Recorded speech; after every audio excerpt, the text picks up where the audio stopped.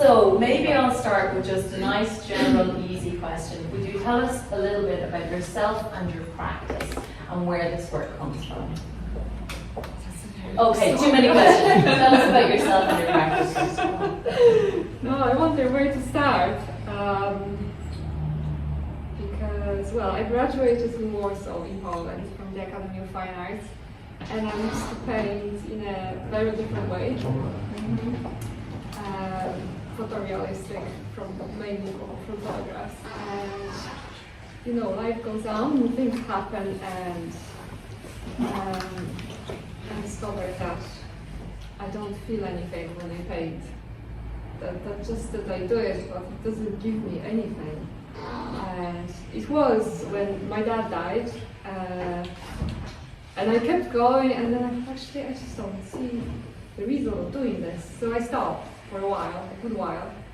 And then when I think a few years later, I started traveling a lot to Ireland for some reason.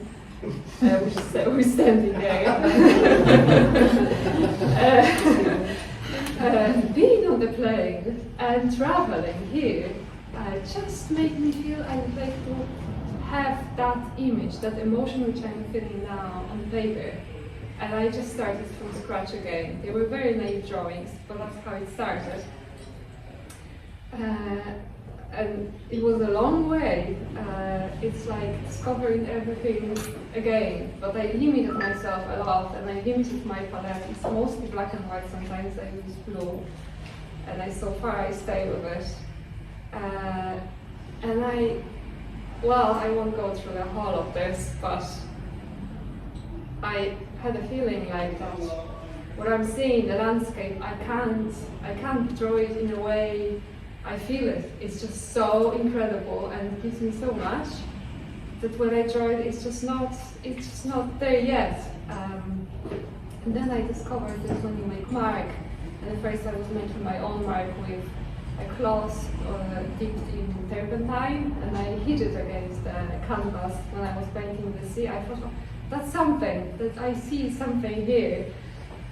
And then I moved to, I think, to rain, because there was so much of it. And I rainy painting there, I looked for marks made by rain, and then ice. I thought, okay, I can see that, what I'm looking for, you know? Yeah. When I'm not leaving my own mark, but water is doing it, but I am facilitating everything.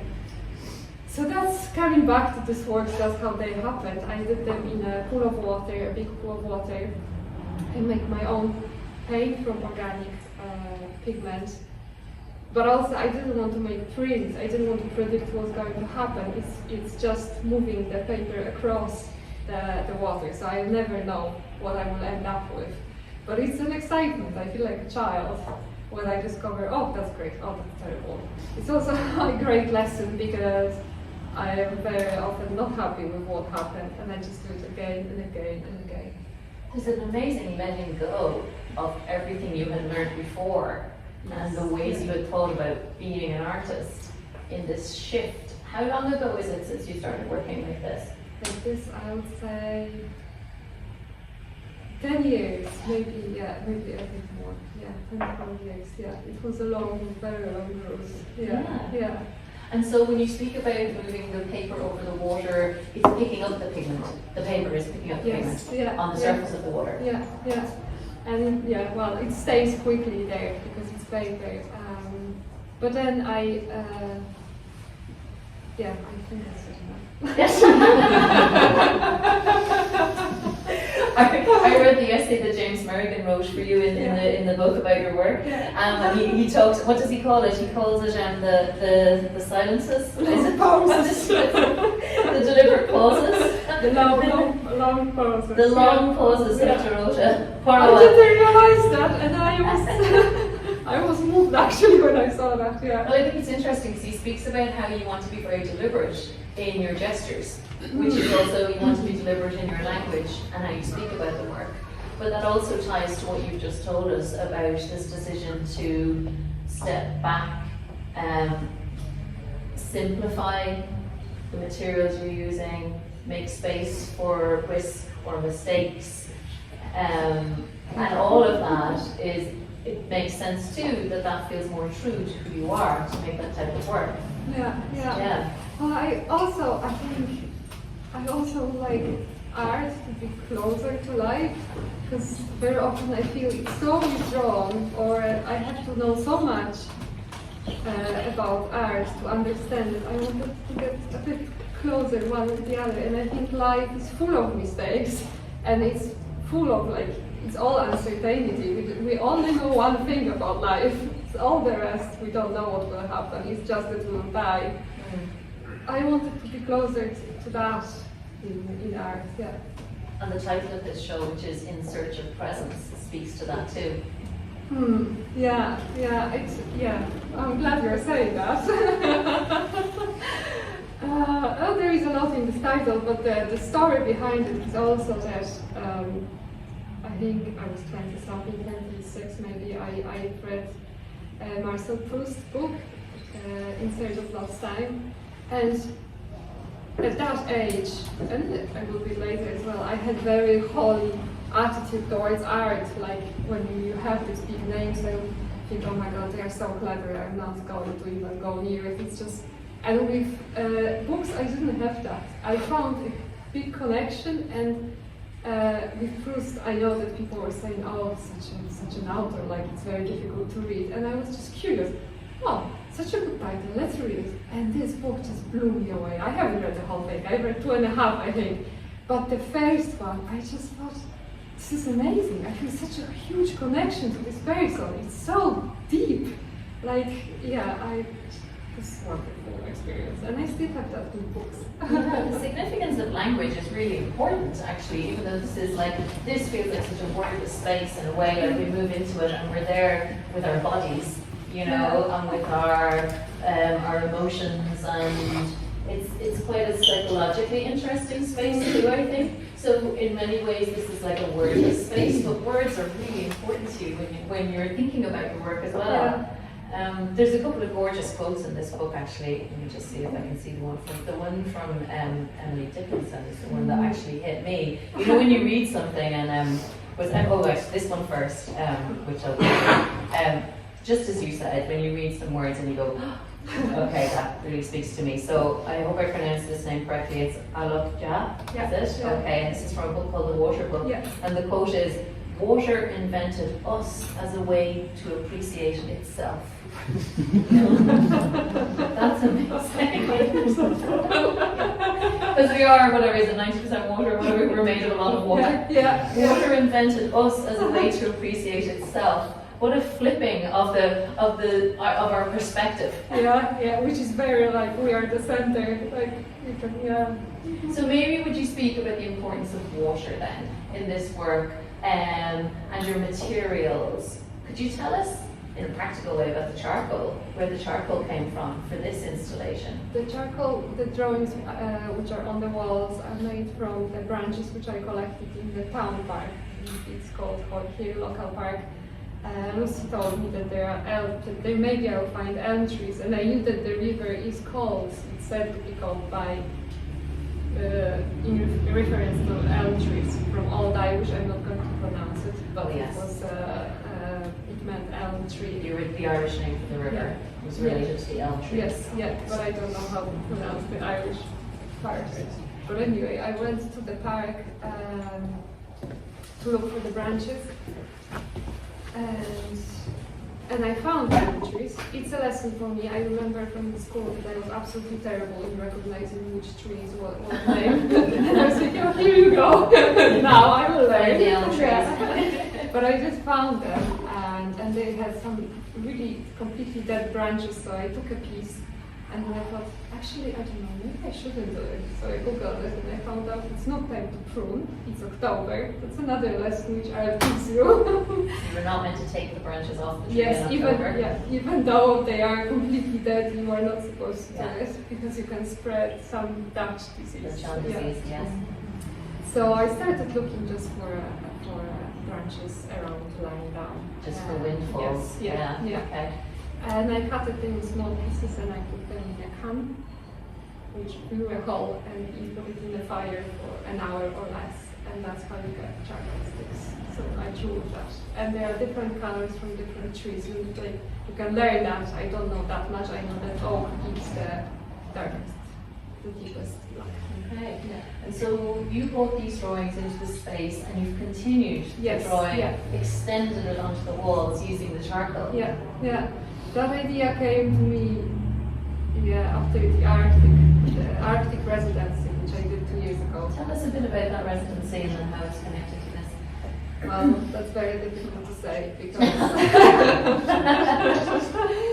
it was such an overwhelming experience that, I lacked the words and language to express it. I don't know. I still think about it. I think about it, I think, almost every day still.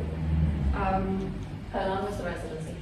It was almost 3 weeks. Yeah. For 15 days we were on the boat sailing around Spitsbergen. So we didn't have Wi-Fi. There were 43 people.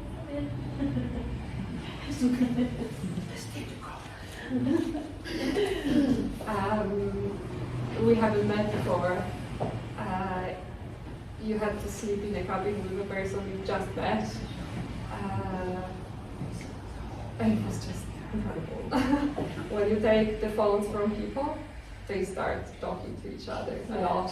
And they're all interested in nature, all interested in art. Where did you want to go there? Well, I think it started, I was doing the works with ice. And I think that led me there. But I didn't even realize that long time ago I was looking at this residency, but I thought I'm not ready yet, I'm not applying. But this time I thought I will. But it was from interest in water, but I got way more from it. It's just, I don't know how to explain it. It's like almost a different planet, and you feel so small, but also you feel like that it's just absolutely wonderful to be alive, that you have consciousness to appreciate where you are, where you live, what you have. And you also don't have any reference points like here you have buildings, roads, you have lampposts, which tells you, I didn't think about it, how far you are from somewhere. Over there you could walk and you think, oh, I'll be there in 10 minutes, 1 hour later you still haven't reached the point because you just don't have anything to measure the space. That's remarkable. So Yes. your perspective shifts completely. Yeah. And what you bring with yourself is you. And then you can really see that. And you can see who you are, and you can see way more than that even things you haven't seen, because you have nothing around you, just what you have inside, and you have to deal with that. Yeah. So it's quite powerful. Yeah. And you've been thinking about ice, and actually in the gallery, it's not just this space here. They've opened up their is this the storage room? Is that what we call it? Yes. Which isn't normally open to the public, but it's open now because of culture night. And you have face works in here as well. Yes. So there's some. They're called ice paintings. Yes. Would you tell us about those? Yes, they almost killed me. They almost killed you. They're quite small. They are small still. Yeah. I don't know if you want to tell us how you made them first. I can. Yeah. So the paint on the board is straight. It's oil paint, and over that I put ice which was quite flat, round, and I let it melt. There were holes in the board, so it was melting through the holes. And it had to be the right temperature, and it was taking forever, and it was very often going the wrong way because it would go this way or that way. The melting water would go off the board, or the ice would slip, or all sorts of things. But I made it. And I also recorded it while it's melting and changing. And I asked my friend if he would make me some kind of a system that if person moves, the speed of the melting is changing. So he did that for me. I've never shown that work actually, but the recording of it was just a killer. Yeah, and I don't think I will ever repeat it again. Yeah. And so what results is circular types of paintings, shapes. I mean, they could look like brain scans. They could there's lots of different references there visually that we could bring to it. Yeah. Did you know what you wanted it to look like when you're saying it was going wrong and sliding all over the place? What were you like? No, this or how much space had you given for it to just be whatever it was going to be? I wanted it to stay in place. Yeah, to be not doesn't Produce have a to circular be image. circular. It doesn't have to be very circular, but more or less. But these lines which goes this way or that way, that was just too much. I thought that it's ruining. You can't see the little. You don't look at the little detail, but you start thinking why it has legs or something. Okay. And I didn't have enough time to look at all the other works in here, but there are other works which are also the rock pieces. That's from the boats, and that was actually so as we talked about the ice paintings, they really needed very special conditions to make them, and I was wondering how I'm going to work on the boat where everything is moving. I don't have space. There were no studios, obviously, people around. I don't know how I will deal with that, and then I realized that actually I can deal with that. That I can just incorporate that in my work. So the rocks are made in a way that I put an ink which I made myself before coming on the boat, and glacier water and the movement of the boat creates this line on the rocks, and it's such a paper that it could stay in the shape of the rock, so that water, because water is actually sticky, so it stays in place, it just moves within the circle which is wet. And the water is moving the pigment. Yeah. So lots of this work is a collaboration between you and water. That's how I see it, Yeah? I like it that way. Yeah. That's also it's not only my responsibility.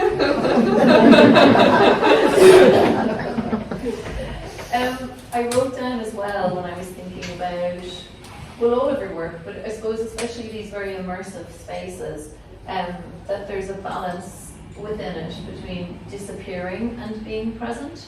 So it's like almost the erasure of self or the disappearance of self, but also a really strong gesture and determination to land in the space and be present in the space. So it's sort of both, which is maybe very water-like, because water can be vaporous or solid or liquid, and it can be a soft or a very, very hard and powerful thing. Maybe that's just the nature of water, but are you thinking more of these spaces as spaces to feel present or spaces to disappear into?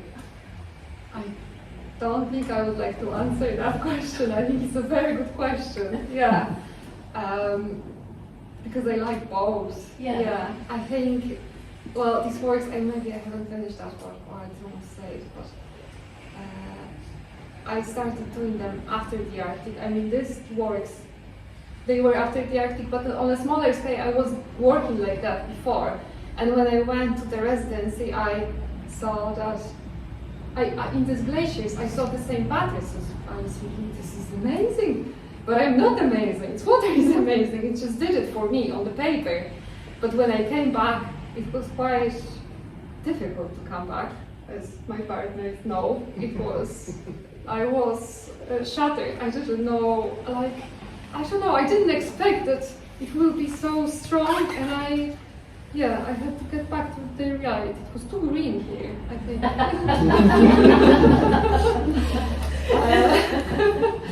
And I was looking at these works, they are so rectangular, water is not rectangular. And I thought that I just would like it to fall apart in every direction. And when I stuck one of these works in the studio and I started drawing, for the first time in years, I was sketching on it, but I wasn't really leaving my mark in my work since I started collaboration with water. I wasn't doing that, but I thought I can do this. That makes sense to me now that I can use my mark. Yeah, it gives something to the work. It doesn't make it worse. Yeah. It strikes me as quite a counterintuitively almost an anarchistic gesture to go onto the wall. You know, like to keep going past the edge. Like I'm hanging my work in the gallery, but I'm going to keep going past the edge onto the wall and up to the ceiling and down onto the skirting board and everywhere. And it's such a pleasure. Does it feel a bit bold, like the Irish word way of saying bold? That's a bit bold. You're drawing on the walls, you know. Typically, my mom hit me only once in her life, and she felt very bad about it. And I can really imagine that you can feel immediately very bad. It was when I drew on the wall behind the door. So this is also a gesture of independence and selfhood and all of these things, you know, like really making your mark in the space. But it is, and also what I like about it is that you start, you don't know if that's a drawing or it's there. Like when something is black or dark or shadow, is that drawing or is that, and it just takes over the space, the little shadows between the wood or timber, that it just takes over. And so does this disappear there or is it present then? Like, yeah. It could just be a scuff mark or something. It could just be a mark in the room. Yeah. And then the word immersive works really well with this because of the water and because of everything, and also because of the reflective surface on the ground. How did you come to decide to use that? I wanted something which would reflect and that I turn the whole space into a drawing. And I asked my friend Helen McMahon, who works with light, or she worked, but she's an absolutely amazing artist, I think, and she worked with Mylar a lot, and she said maybe Mylar would do it for you. So I tried, and I asked the shop which one is the most reflective one, and that's how it came. I think it also asks the audience to do something with how they see. So you can walk into that space and see it as the floor and treat it as the floor and walk on it and almost not notice what's reflected in it. Or you can stop and properly look and see the full mirror reflection, and then it goes down. It just goes down, and it's like a pool, I suppose, in a way. But our brains can choose to see that reflection or not, you know, to treat it as a solid surface, or to look at it as something that could be, you know, the surface of a lake or something, something that keeps going down. Would you talk a little bit about the relationship between all of that and then the gesture of erasing, removing, like coming back out of the space, and the fact that this is temporal, like it won't be here forever, the walls have to be wiped clean. Well, yeah, I think there is a few things there. I think one of them is that nothing stays, like that's just life, and I would like to reflect on that. Yeah. I don't think that I like fixed objects, that's done, and I like that it's continued in a way. That it's always difficult to decide when a piece is finished. And this is like described by the time and space. I don't have that much control. I can draw as much as I can within the time scale. So the time decides, and also my strength, how much it will be done, and I like that. And there's something about this appearance which just feels right to me, and the charcoal also feels very like not a stable material either. Sure. It can be rubbed away very easily. Yes, yeah. I think it also, it does come probably to many places, but it does remind me of one thing in the Arctic when it was very misty and we couldn't land anywhere or go for any hike, and they said, oh well, let's take a boat and just go around in the mist, and there was nothing, like you couldn't differ sky from the bottom. It was just one color and just the pieces of ice hanging there, like felt like it's hanging, and I really felt like dissolved. You're not here anymore. I don't know how to, I know that I can't describe it, how it feels, but it's like you disappear. Like you, melt into this, something very strange, It kind of brings us back to that seesaw between being physically present or visually present and disappearing again. Yeah. How long did you spend making this space? It was, I think, 3 weeks. I think the first week was the most difficult to arrange the words because it may, I don't know, made it feel easy, but to make them, they create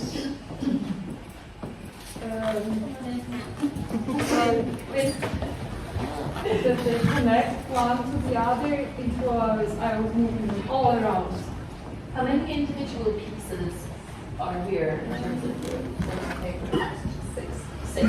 Yeah, So you 6. came in with those 6 I had large more, works, yeah. more, and then had to figure out how to. So some of this space has a stone wall, and you said to me earlier there's a window here that you Yeah, covered there up. is, yeah, they were all over the place. They were hanging vertically as well, vertically. I was hanging them all over. That's how I work. I can't design it, but I like that too. I've never thought that I would be working like that. I thought that I would prefer to have stock of the paintings, bring them, hang them and done, not putting myself into that risk. But I think it's the only way where I really feel excited about it. But I don't know. It requires the gallery to be open to giving you that space to do it too. They were very To just allow you to occupy the space, you know? Yeah. Because often when artists come in with work they've made for a show, they've even made a little version of the room and told themselves, I'm going to hang it here, here, and here, and the light will come from here, and all I'm doing now is going in and hanging it all up. I always do that. I try to design it, but I know that I'm not going to do that, but it calms me down that I tried.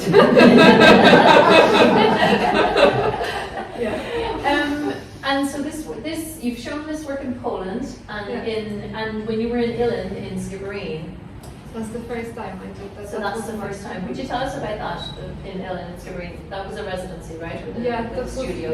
I applied there to prepare for the show in Poland, and I had less of these works, and I came there. I knew that I would be drawing on the wall, and first I put just 2 works, and then I thought, no, too small, not that there yet. And then people were coming, which I really liked, for a chat. I thought that a few years back, I thought I wouldn't like that somebody's interrupting, and now I liked it, Were they just dropping by, or did you have set times for people to come? 2 days, set days, So people could turn up during the 2 days, but and you're working away. But they were very, they were very afraid to come in.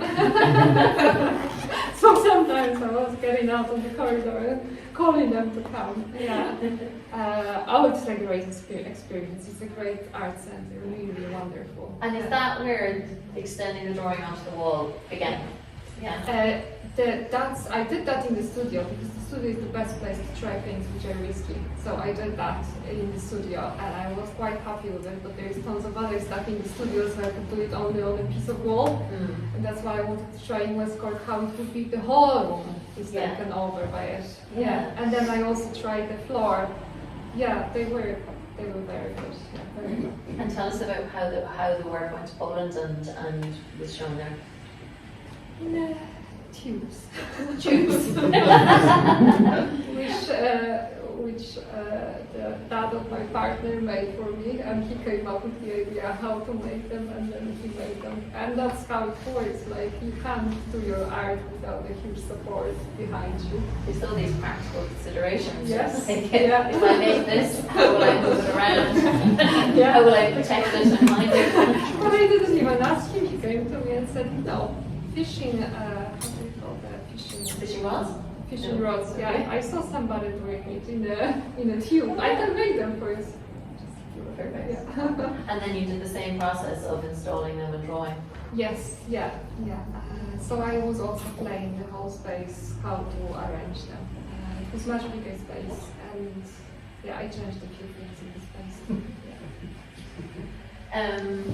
Thinking about responses to your work, I was struck when I read James Merrigan's text that he wrote about your work based on conversations and researching and looking at it online. And I thought that was really interesting because he didn't physically experience it, and yet this kind of calls for a really physical present experience. Yeah. So I wonder what you think about those different types of responses to the work. So, you know, a wordy response, a written response that's sort of based on maybe conversation or a more arm's length assessment of it, and then a more embodied response which people have when they visit. Yeah. And then I think something that probably comes up a lot, and maybe it's just subconscious, is the connection with memory.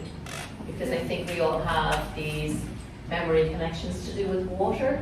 Yeah. Yeah. So anyway, I don't know where the question is in that, but I suppose I was curious about how you felt about having somebody write about your work having not encountered it physically. That's actually very interesting. Yeah. I met James at the course at RHA in 2024. It was critical correspondence course. And I applied for it once because I didn't like speaking about my work, and I thought that's the way to do it. I am going to do it now. And now? And the other reason was that I couldn't get the Arts Council funding, and I thought I'm just doing something really wrong. So because I applied many times, I will just go and maybe they will help me. And James was very nice. He asked me, "Why did you come here?" And I just thought that he can read this work so well. You know, you get that sometimes. And I thought this is very precious. I love that course. I love his feedbacks. And I thought that it's very, like, it happens a lot that you don't see work and you talk about it. And I thought it's incredible how he can see things and he hasn't seen work, but he knows what I want without me saying it. Yeah. And he was the one who told me to look up Basia and other work. Yes. And I read that book and blown away. I thought this is just precious. Yeah, very precious. So I think it's a very interesting experiment, and I think he looked at that in that way as well, like how much you can get from the images and language without having the experience. Yeah, and from the act of putting words onto visual things, putting words onto ideas and theories and connections. Yeah. Would you tell us about the pieces that are here, along the slide here? Yes. There's a story behind them, which is when I was preparing for the show in Poland, that was after the Arctic. I was considering collaborating with something and making, not the word in English, but say it in Polish. Somebody might translate. In church, when you enter, you have the font. A font. There we go. Water font. Exactly, water font. Font in the church. And I do come from a Catholic upbringing, and I say part my ways with. Yeah. And when I went to the Arctic, I thought this is it's a spiritual experience, and I am not going to refer to any religion. It just feels spiritual. Yeah. So I wanted to have some kind of a font in the gallery and put Arctic water in it for the opening. But then it didn't feel right to create an object for me. I just didn't like the idea of making something that will stay a solid thing. And then my friend actually told me, I was telling her how to deal with that I would like to have an object, but I don't want to make it. And she said, maybe look for something in nature. And that's how it comes from. And then the drawing, like how it refers to keeping a memory of something. Yeah. And also looking at it, like what is looking, do I really see it? Like what do I see? So they're stones? There are stones which I found in Canmere and in Snim. In the seemingly the riverbed is the best place to look for these stones because there is a lot of movement of the water, and that's where you can find the stone. So this is not going through, not a house. So not a house stone, Yeah. with a little bowl, a little dip. Yeah. And again, the water is the sculptor here Yeah. making Yeah. the object. Yeah. So the river has made the stone object that you've taken. Yeah. And if there is Arctic water, I put it this time. I just felt, because I also was wondering how to exhibit them here. They were in Poland, they were on white plinths. And I got the prints here as well, but then I was looking around and I like thinking about the space. Yeah. And I looked at this collection of books and I thought this actually feels right here to put the stones in like a collection. It also feels right to put it next to the wall which is made from stones. They like there is a conversation in between it, so I gave up on the plinths and I thought this feels like a good place for it. I think displayed like this, they remind me of artifacts that somebody might bring back to display in their library, you know, or some kind of museum possessions, you know, something precious, something taken from an archaeological dig or something. Yeah. And then the act of drawing them too is like that traditional act of drawing an archaeological find, which is a way of keeping a record, which possibly doesn't happen so much anymore because we take photographs. That's true. Yeah. In the past, archaeologists drew everything they found. They're beautiful drawings, by the way. Right, yeah. And then maybe you talk a little more about the act of drawing and how that changes your relationship with the object. Yeah, I think, well, how do I say? Maybe I will say something about the sketchbooks too. Yes, there's And two the sketchbooks drawings at the then, end. Yeah. Because, that you can read through them, that's why they are there. I love sketchbooks. Mm. I think they show an artist's ongoing thought process. Yeah. I was sketching since, for a long time, let's put it that way. But I never paid too much attention to it. It was just a natural thing to do. But then I think I went to Kidawili for residency with that sketchbook, and I wasn't in the best place with my mind at the time. And I didn't really want to go for this residency. But I went. I loved it really, but that was the particular one. And I thought, okay, I'll just take sketchbooks and I'm just drawing. And I was drawing water every day. And that was calming me down and I was finding my place. And I found that drawing water, like you look, and like you just can't catch it. But the act of looking and trying, that is actually enough.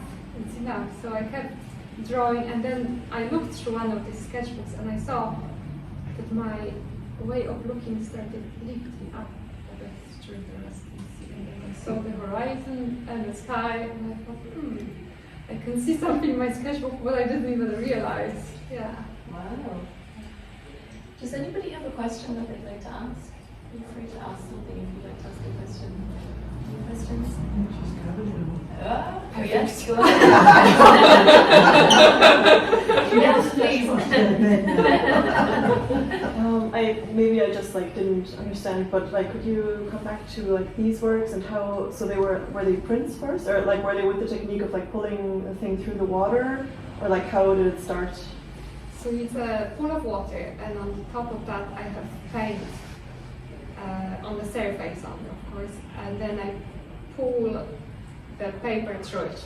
So the whole act takes very little time, the whole preparation. But it's the actual size that you're pulling? Yes, it is, yeah. So it's a big pool? Yes. Very wise. Have you documented that process? Is there a video of that? I did, yeah. You But did? it's usually such a hard labor. But I did a bit, not much, because usually I'm tired with everything else and it's the last thing on my mind. However, I do pay a lot of attention to the process, like even finding the stones. You don't see that, but when you think about it, I had to go there and spend hours on looking for them. Wow. And then when I go to the sea, I always think about it. Is there a stone? I just can't help it anymore. I suppose I'm thinking about the invisible acts of performance that are part of the gesture. Yes. Right? Yes. So there's a performance element to your work because of all these actions that are being carried out, but maybe they're not necessarily going to be made visible or shown in a performance way. Yes. You know. And in a way, you're when you say you don't like to speak about your work, but you speak so beautifully about it, but also you're almost trying to sort of erase yourself from it, but also your physical presence, the physical gestures and everything you're doing is so much part of it. So they're both there. I guess as you said, it's both. You know, it's being present and disappearing. Yeah. I think someone else had a question, did they? Someone put their hand up over there. No. No? Can you swim? Oh, Can you swim? I can swim, but I'm not comfortable in water. Yes, I know this is weird. And then I was thinking, actually, I know that people who work with water are very often divers, or you know, and I'm not, and I'm afraid. I had some experiences when I was a child, and I learned how to swim as an adult, and I thought, I'm learning from water because I am like pushing myself. I'll go a bit farther. I will do something more risky. I really wanted to learn how to swim, and I did. And when I do a little bit more, like we went snorkeling, I feel okay. I'm pushing it. But like I love it. It's just that I have that fear. So there is a struggle, but I'm enjoying it. That's so interesting. It's a completely different way of seeing it. Yeah. That was a great question. Thank you. You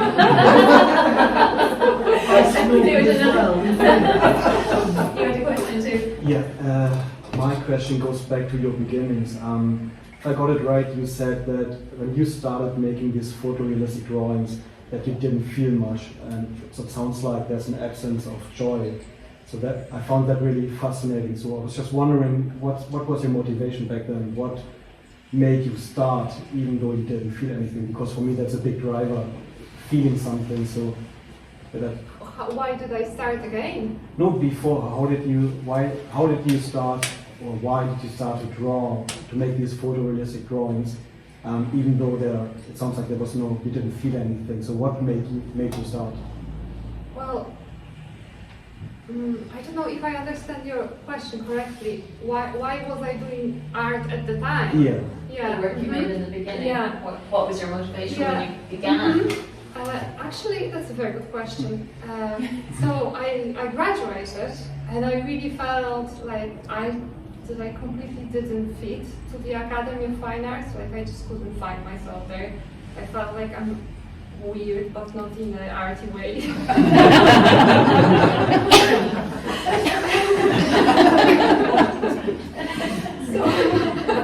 so I did that thing that I thought, okay, I'm leaving that all behind, and I will do what I really want to do now.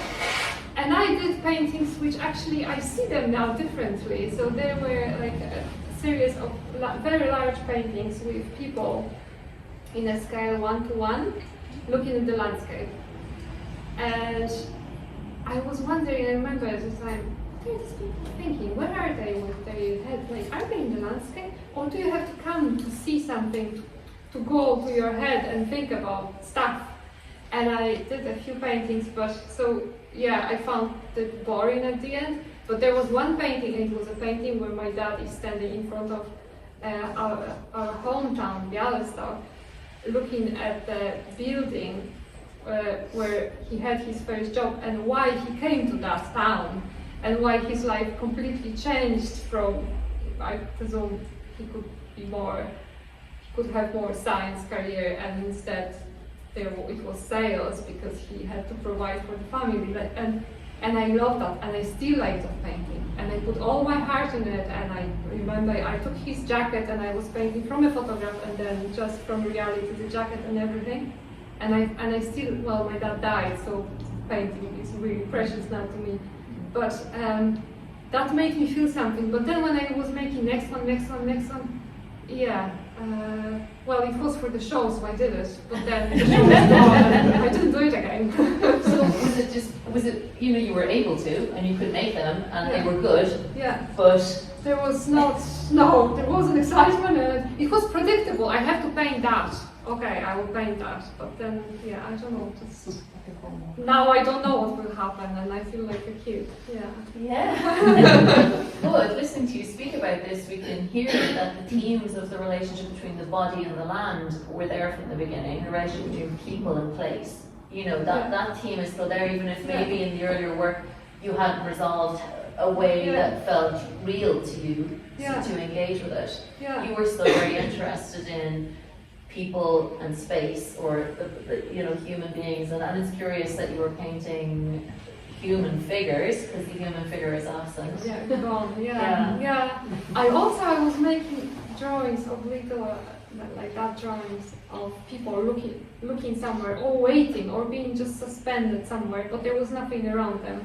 And when I look at them now, I don't know, it moves me. I don't know, I can't describe it yet why, but I think I had to do all of this to look back at that 20-something-year-old person, you know? Yeah. You look different with yourself then. Of course. And I suppose too, when people enter this space and they populate it, you know? Yes. I So- don't have to draw them. The audience are the performance. Any other questions? Oh, we did one in the back here first, yeah. At the start you talked about the Irish landscape having a big impact on you, and I was just wondering what was it that resonated so strongly with you? Well, there is a lot, isn't it? Like, it's just striking Irish landscape. It's not like I grew up in a completely different place, but the rocks, the weather changing quickly. Here you have that you can see clouds going, the shadows over the mountains. I've never seen something like this. Also, I remember, but that was in the UK, when I saw the sea from above. You know, in Poland you will have it on the zero level. It's flat, you see this much. And I remember in the UK somebody brought me to the cliffs, and I was 23. I'll never forget that. It was such a strong experience. So we have that in Ireland too. Yeah, it's incredible. Who was the other one here? Yeah.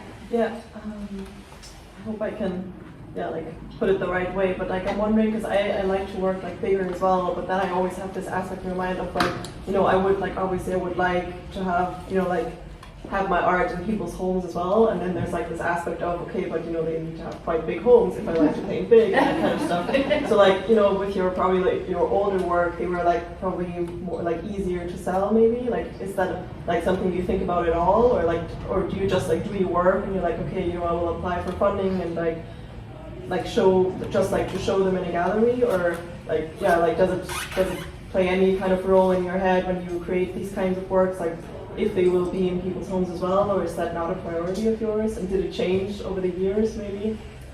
I'm not sure if it changed. I don't think I was thinking about that when I was doing it. Definitely. You need a very special collector to install this in their in the lobby area of their house. Wallpaper. But I think I read, although I read that recently, I think also that. Well, I have the luxury probably of it, but Laurie Anderson said that if you make works to pay all the bills and just survive, then that's kind of a work you will do. And if you do the work because you love it and that's what you want to do, that's what you will do.